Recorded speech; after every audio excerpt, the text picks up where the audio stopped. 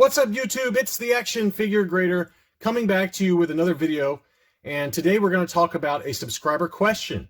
Before I begin, I want to go through a couple of housekeeping items for the channel. First, I received a few more donations, which have already been passed along to the YouTuber that had some medical bills.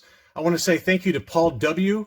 Paul W. is a good friend of mine, and he's a great guy. And for those of you watching this video, for any of you that have for sale this light blue third generation Polish bootleg Neon Numb, like the one you see right here, this is an item that Paul is looking for, and he's willing to pay a lot of money for it.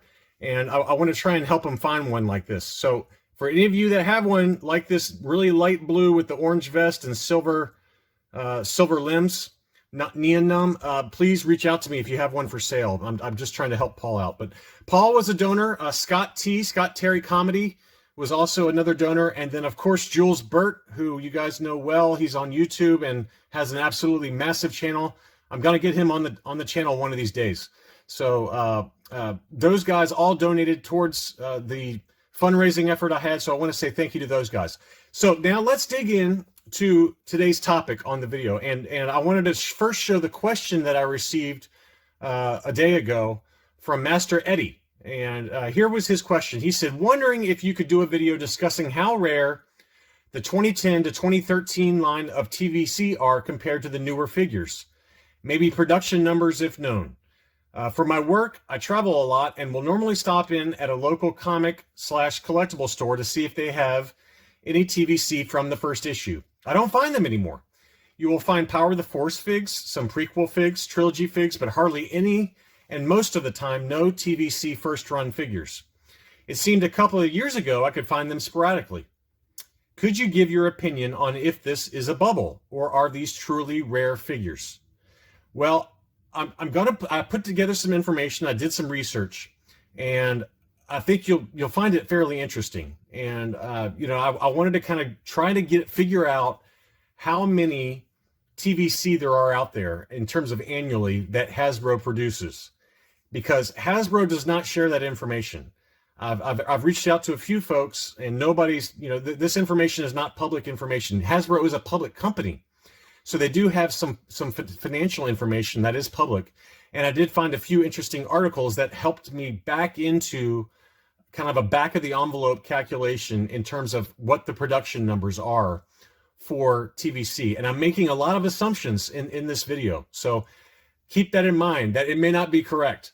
But I did try to put together some information that I think will give you a sense of just how many TVC are produced annually, and compare those. I think in order for this to have any kind of relevance whatsoever, we need to compare those to the rough estimates of production numbers for the vintage Kenner line from back in the 1980s. And I think the numbers are really surprising. I think you'll be really shocked at how rare the vintage collection is in terms of total production numbers relative to Kenner's heyday back in the 1980s. So before I dig into Hasbro, really quickly, let me show you what the estimated numbers were for the 1980s vintage Kenner Star Wars figures. And I found an article in the Seattle Times, and here is the production number that they mentioned. And I think this number is probably pretty accurate. There was a much lower number that was mentioned on The Toys That Made Us, which is a documentary on Amazon talking about the Kenner run for Star Wars figures. They mentioned something like 3 million figures annually, and that number is way low. I've talked to a number of other collectors who have are almost like historians for the vintage Kenner run. I've heard anywhere from, on the low end, 15 million per year that Kenner made. And the Seattle Times article that was kind of going through some of Kenner's history, they mentioned 22 million figures annually that Kenner was producing during the original trilogy film run for Star Wars. So that number is pretty amazing. That's an incredibly high number. What's even more incredible is you can see where I've highlighted Kenner owned 80 to 85% of the action figure market share during their run. Think about how amazing that is for Kenner to own 80 to 85% of the entire action figure market. That is just unbelievable. They also said that the average child owned 11 Kenner Star Wars figures. Think about that. 11 figures per child. That is just an unbelievable number, and something we will never see market dominance like that ever again in anything related to action figures, in my opinion. The market is just too segmented now. There's too many different lines, and there's a lot more collectors now, adult collectors as well as kids playing with toys. That it's so fragmented between superheroes and Masters of the Universe and G.I. Joe and Star Wars and Transformers. There's just no way that we'll ever see market share like that again, in my opinion. So keep those numbers in mind, because towards the end of this video, I'm gonna try and do a financial analysis to back into what the rough numbers are. Now, before we can do that, though, we need to come up with an idea of what the production numbers are, or excuse me, what the overall picture is for Hasbro's revenue as it relates to Star Wars. So if you look at what, again, Hasbro's a public company, and they do release, quarterly earnings reports as well as annual reports on what their earnings are. And for 2020, which is the most recent full year data available, Hasbro said that while their sales from licensed content, which is what Star Wars toys would fall under, while it fell overall by 12% in 2020, their Star Wars line grew by 70%. And their total revenue for the entire year related to movie licensed toys, and that includes Star Wars as well as princess stuff and everything else that Disney does, that Hasbro has, a license to manufacture. Marvel toys, they do, the retro collection, all kinds of things like that for Marvel superheroes. Their revenue for the entire year was $1.08 billion.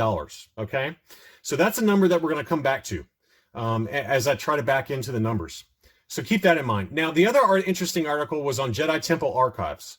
And they went through the same numbers, and they raise a good point that, okay, so 70% growth in Star Wars related merchandise for Hasbro in 2020 sounds good, but it also means that 2018 and 2019 numbers were terrible. And it's really related to the fact that that Star Wars fans were probably turned off by The Last Jedi and The Rise of Skywalker. Those toys tended to sit, at least at initial retail. And then you also had the bomb that was Solo, a Star Wars story, and all those 5 POA, 5 points of articulation figures that flooded the market that didn't sell. They were eventually dumped on the market for $1, $2, $3 a piece. So 2018 and 2019 were not great for Star Wars licensed toys for Hasbro, but then it jumped up by 70% in 2020, and that's really, I think it would have to be basically because of The Mandalorian. The Mandalorian's mainstream success drove massive growth in that number. So that's one important point. The other important point is that they estimated that in the time after, and this is where I'm highlighting now on screen, in the time after the prequels, Hasbro always made roughly $200+ million with Star Wars: The Force Awakens, catapulting that number to almost $500 million. And then they probably dropped below $200 million during sales in 2018 and 2019 for the factors that I just mentioned. Okay, so that gives you kind of a baseline. Okay, so for, let's say, 2018 and 2019 we're anywhere from 150 million to 250 million for Hasbro's annual sales of Star Wars related merchandise. That's everything. That's not just action figures. That's board games. That's, animatronic Grogu's, whatever else they're selling, right? And then in 2020 it jumped back up again. So again, these are all rough estimates because Hasbro doesn't share that information. We have no idea what the true numbers are, but this gives you some kind of rough benchmarks to come up with. And it says that Hasbro has never made more than 300 million with Star Wars toys in a non-movie year. So that gives you another baseline. So in my opinion, the rough idea of Star Wars related merchandise is probably somewhere between 200 million and $300 million. Okay, so that gives you kind of the rough range of where the Star Wars toys sales are for Hasbro on an annual basis right now.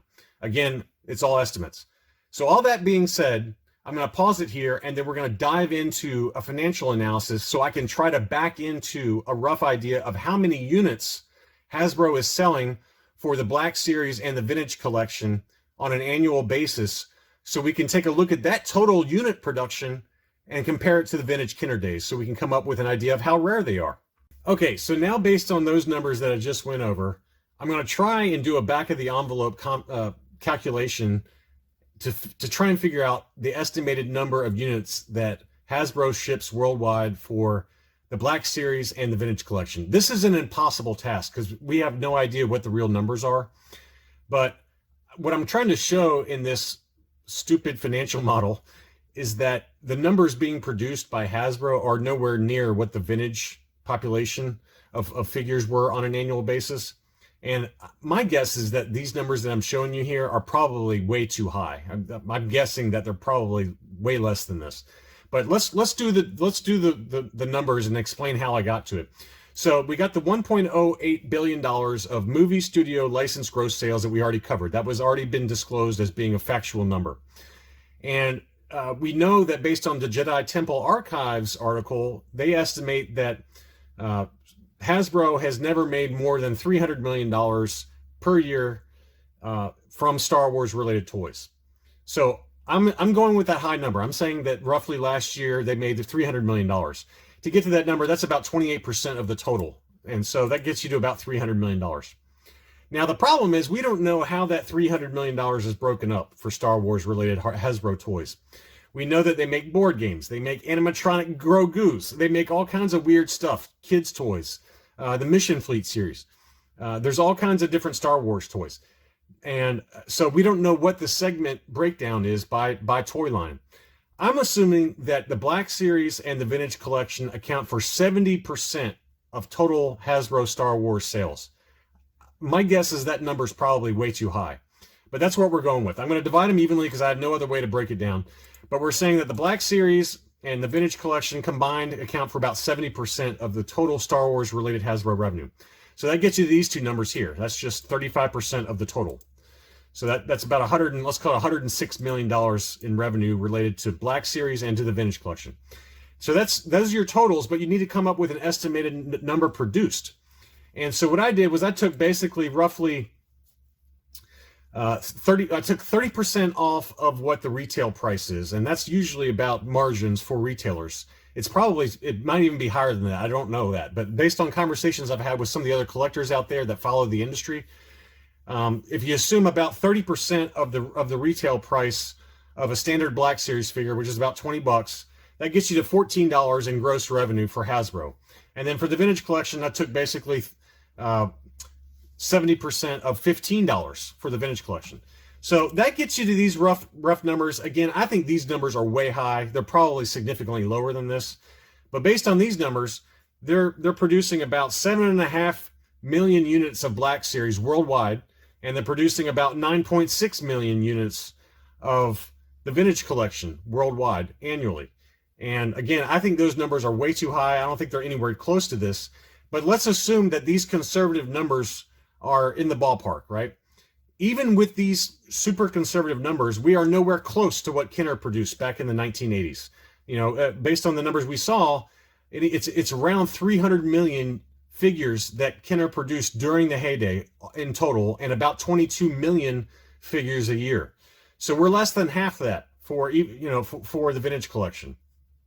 Is the Vintage Collection rare? To go back to the subscriber's original question, no, I don't think it's rare, but you got to remember that of these 9.6 million units, and again, this is a best case scenario, that's divided across all the different characters that are out there that they produce for every wave, all the different waves that Hasbro produces, that they come out in waves throughout the year. So of those 9.6 million units, there's a fraction, just a small fraction of those that are going to be for each character. They produce one wave, they ship them to retail, the retailers distribute it to customers, and then they move on to the next wave. Very rarely, unless they're very popular, like the Mandalorian, for example, or Cara Dune, or some of the Clone Troopers, things like that, they very rarely come back and reproduce more of those figures. So I guess what I'm trying to say is that these are numbers for the current modern line, and I can guarantee you that for TVC 1.0 figures, they're way less than this. They're a fraction of these numbers. I would very comfortably estimate that for TVC 1.0 figures, they're between 10 and 15, maybe 20% of these kind of numbers for TVC 1.0. And I think what's happening is that collectors as they age, as their budgets increase, as they try to fill out their collection, those collectors that grew up with TVC 1.0 figures, and they've got pretty stable incomes now and higher incomes, they're going back and they're filling in their collection. And so that's why we've seen the TVC price rise that we've had, combined with the collectibles bubble that I think we're currently in. The other factor that you want to keep in mind is that this is not an apples to apples comparison. Just because Kenner produced 22 million units, that doesn't mean that there's 22 million mint on card Kenner figures out there right now. Of course, that's not true. These are 40-year-old figures, and most of those were opened by children back in the day. As we've already mentioned, the average child back in the 1980s during Kenner's heyday had 11 figures, and they had 85% market penetration. And I would say that the vast majority of those sales were to children.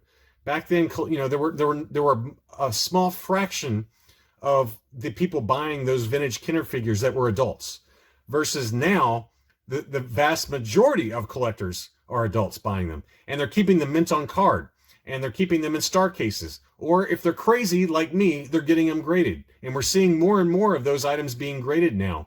5 years ago, I didn't see many vintage collection figures get graded. Now, you can see on eBay that with every wave that comes out of new vintage collection figures, people are automatically taking those sealed cases and shipping them to AFA or CAS or UKG and getting them graded.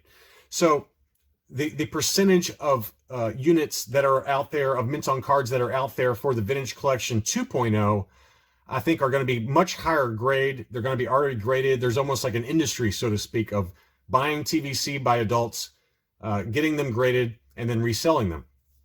But for TVC 1.0, I don't think that was the case as much. So you didn't see quite nearly the number of high-grade examples that you do for TVC 2.0. So I don't know if that really answers the subscriber's question, but it's just food for thought. And I thought it'd be kind of a fun exercise to take a look at these numbers. And again, I think these numbers are way high, way high. I don't think they're anywhere close to these numbers. I think that the percentage of even for TVC 2.0 figures on an annual basis that are being produced are nowhere near 9.6 million units.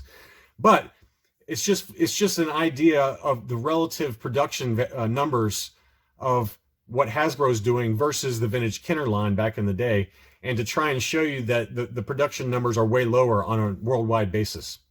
I hope that you enjoyed looking at these numbers and this kind of nerd-tastic look at the rarity of the vintage collection. If you're new here, please consider subscribing. For existing subscribers, thank you as always for watching, and I'll be back soon.